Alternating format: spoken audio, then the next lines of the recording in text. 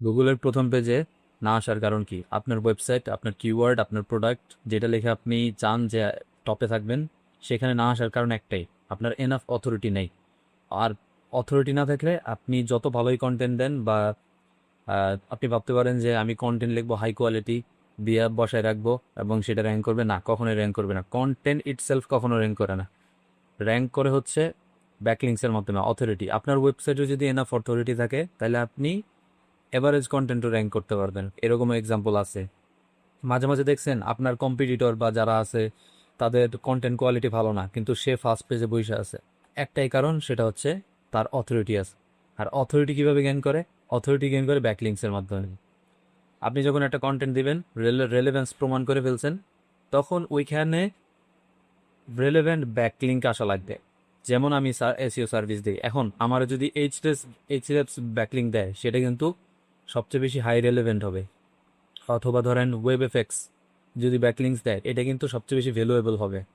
তো সেম, আপনি যদি কোনো ই কমার্স ব্যবসা করেন, তো same e commerce related authority website থেকে যদি আপনি লিঙ্ক পান, সেটা সবচেয়ে বেশি বেটার।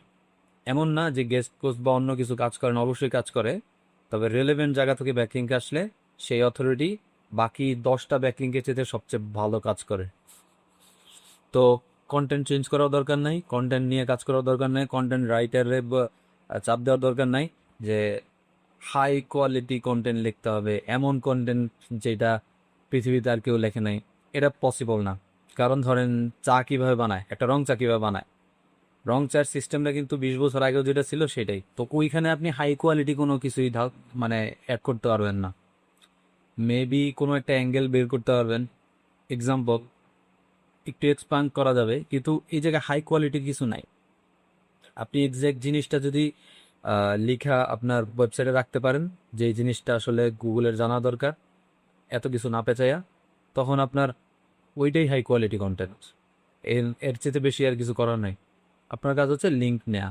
লিঙ্ক এমন সোর্স থেকে নেওয়া যেগুলো হইতেছে লিঙ্ক ফার্ম না, যেগুলো হইতেছে প্যানালাইজড না, ওইখান থেকে নেবেন না, রেলেভেন্ট জায়গা থেকে নেবেন। আপনার নিয়ত থাকবে রেলেভেন্ট জায়গা থেকে একটু বেশি ইনভেস্টমেন্ট করে 10টা লিঙ্ক নেওয়া যথেষ্ট, আপনি ভালো ট্রাফিক পাবেন। এক্সাম্পল দিতেছি, এটা কিন্তু মানে সবার জন্য খাটবে এমন না।